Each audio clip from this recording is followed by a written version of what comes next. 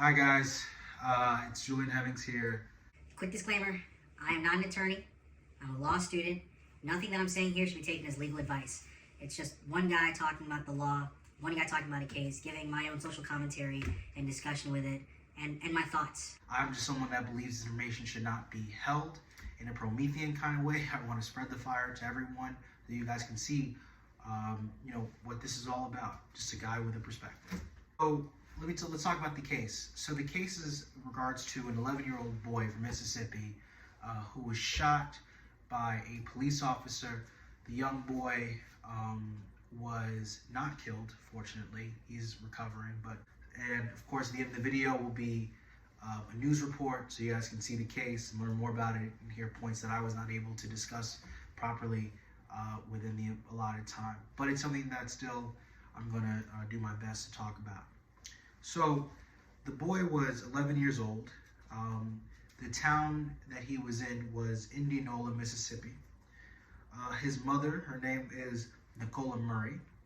And, Aderrien was gunned down inside the home while his hands were up and he was following the police officer's orders. So this is really interesting.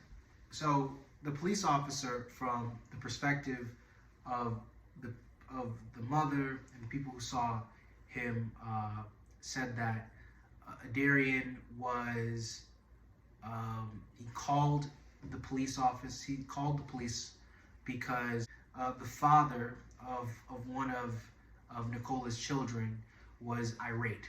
And she called Aderrien to tell him if he could get the phone, call the police and the grandmother so they could come and stop the dispute to keep them safe. Aderrien, being 11 years old, very innocent, trusts police officers, calls the police to come to the home. And the police officer, from their account, was not acting in the way of a guardian, but he was acting in a warrior sense. He had his gun readied.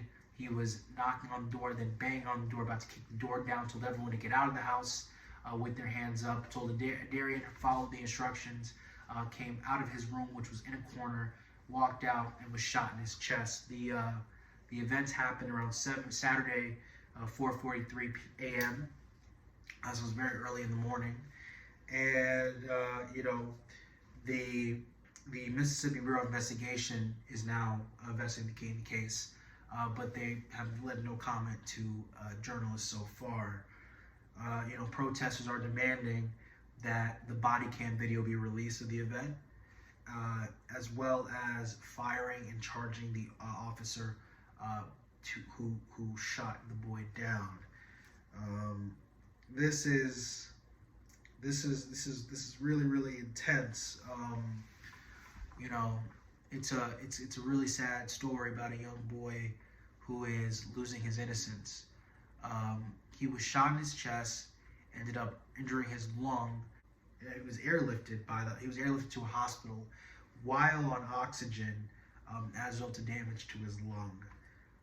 Man, this is tough. And when he was shot, he stumbled over to his mother and began to ask his mother, "Why did they shoot me?"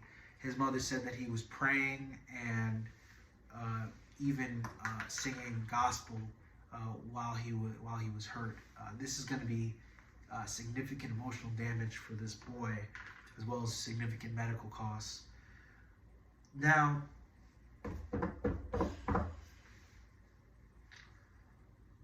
the conversation when we're talking about a police shooting is really tough, right? Because there are things like qualified immunity that which police officers have, which protects them from a lot of suits, which protects them from getting charged criminally. It's a tool that is used that allows officers to kind of do their job freely. I wouldn't say freely, but with a lot more range. So they don't feel like every time that they do something that might push what we think is a boundary, they're not charged, so that they can keep us safer. Now, there are reasonable people on both sides of the argument. I am on the side that believes that qualified immunity should be ended. I understand people don't want it to be. I'm not saying that they're my enemy if they don't agree with me. But a lot of officers are displaying a sense of recklessness that is understandable, but there is proper training channels that should be utilized. Shooting on the spot an 11-year-old boy with his hands up does not sound like proper training. However, there is an understanding that someone just wants to come home safe, right? So that adrenaline levels up. But if he's being trained, you would think that those instances wouldn't happen as quickly. There's another thing in regards to that officer. He was, I think, awarded, best officer in that area. He was acknowledged as being a very good officer. I believe the officer was even African American. So it's a very complicated case, right? Because if he's in that community, lives in that community, he's a person of color, black man, and this happened. It's a really big conversation surrounding policing, right? And it shows that maybe community policing isn't that the albeit all-knowing solution to the problem, and maybe there is a issue with the mentality. There's this really big movement for guardian level policing as compared to warrior policing, where in the mentality of the guardian, they seek to protect all people in a given situation. A warrior has more of a fighter mentality. Now, what we're looking at when the officer comes out, right, of the vehicle with his gun drawn, from what they're saying, that just shows that the officer is acting really fearfully. The officer could have attacked at any minute, and it made a really dangerous scenario for everybody. Now, there is an issue here, right, with an officer feeling like, hey, this woman is in her home, she's being attacked by a man, and so we have to do everything we can to protect everybody. But in the effort to protect the mother, he shot the child that called him to the home. And so this was a really bad chain of events that occurred. And, of course, the damages that are probably going to be pursued here. Now, legal advice, just kind of saying what I suspect. Of course, you're going to want to get the medical fees paid, and then you're going to want the legal fees, the attorney fees covered. But some other, non-economic damages should be awarded from what I'm suspecting. Probably going to be pain and suffering. And so pain and suffering, let me read this for you. So pain and suffering refers to the physical discomfort and emotional distress, because the mother said that the young boy is undergoing a lot of emotional trauma right now as a result of getting shot, which we all would experience. That comes from non-economic damages. Refers to the pain, discomfort, anguish, inconvenience, and emotional trauma that accompany an injury. This is reasonable.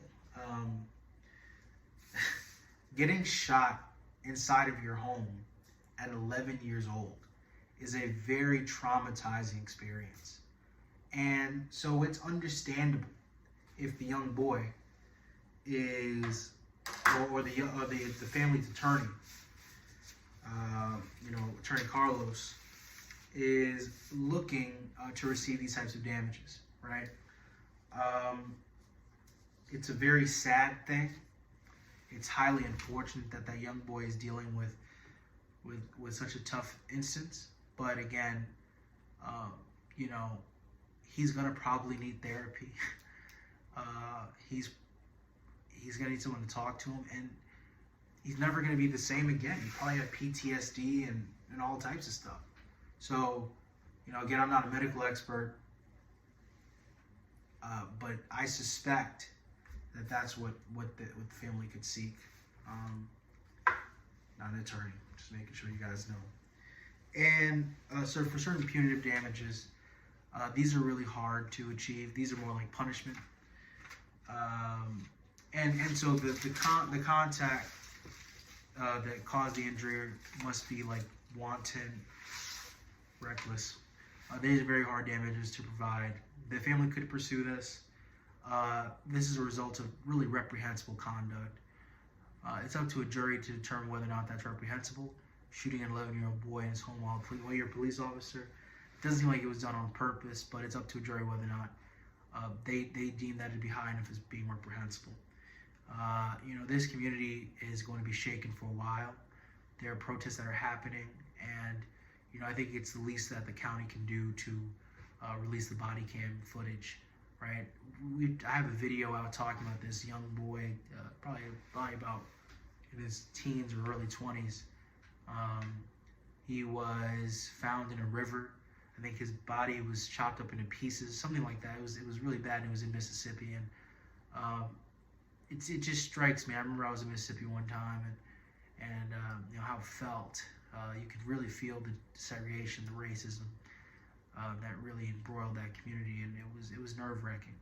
So I think it's important that we stay focused on this case, that we are constantly spreading out information in regards to this case, so that the police officers and the authorities know that they can't just do something like that.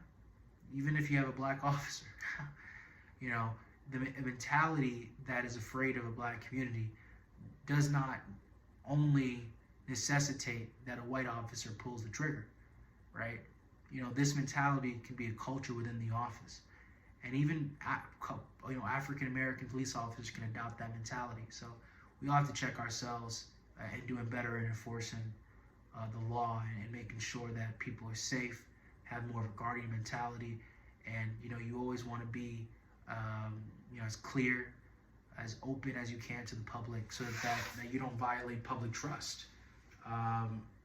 This is a very sad case. Thank God the boy is alive. But again, it's tough. But the family should receive some damages. This will probably be, in regards to a settlement or whatever, but the boy's family should receive some help and support, because what happened to him was truly terrible, and you wouldn't even want that happening to your own child, no matter what color you are. To kind of your child following the orders of the police officer and getting shot in his chest, injuring a lung, maybe he might never run the same. Maybe he might never breathe the same because of that. And that's going to stick with that young boy for the rest of his life. He's currently at home. He's resting. He's taking care of himself. But again, guys, we've got to do better as a society. We've got to look out for each other. But again, last point, officers just want to come home. It's a tough job. Yeah, officers want to come home. It's a tough job for everybody. And, let's have empathy for people. But again, you got to be careful. Got to be careful with the power that you're given to support and take care of the community. You got to be careful. And it does not appear, in my opinion, that the officer was being careful. And so there needs to be justice given in this scenario. Point blank period. All right, thanks guys. Have a good one. Tonight, an investigation is underway after an 11-year-old Mississippi boy was shot by a police officer during a domestic disturbance call last weekend. The family of Aderrien Murry is calling on the officer to be fired and charged. CBS's Omar Villafranca reports community members want the police body cam footage to be released. He's out of the hospital, but 11-year-old Aderrien Murry still has bandages where he was shot in the chest by an Indianola, Mississippi police officer last week. His mother, Nikayla Murray, remembers the chaos and confusion while holding her bleeding son. He started singing gospel. He started praying. We started praying. We're very religious. Did you think your son was going to die? At that moment, I didn't know. The Murray family staged a sit-in today at Indianola City Hall, demanding police release body cam footage of the incident. That's my child, y'all. I held him while he bled. Murray says her son called 911 after an irate ex-boyfriend showed up to her house. When officers arrived, family attorney Carlos Moore said Indianola police banged on the door and ordered everyone inside the house out. He went out of his room and went towards the living room. As soon as he got in the living room, he got shot by that same officer that told him to come out. He didn't have anything in his hands or armed or? Nothing. He had nothing. Moore and local media have identified the man who shot Murray as Officer Greg Capers, who once received the Officer of the Year award. The Murray family says they're not going anywhere until justice is served. The family deserves answers, and they deserve it sooner than later. You had an 11-year-old boy come within an inch of losing his life. We tried to reach Capers but couldn't get in contact with him. We also reached out to the Indianola police chief, but he did not want to talk to us. The police department says they are not releasing that body cam video because it is part of an active investigation. Nora? Omar Villafranca, thank you.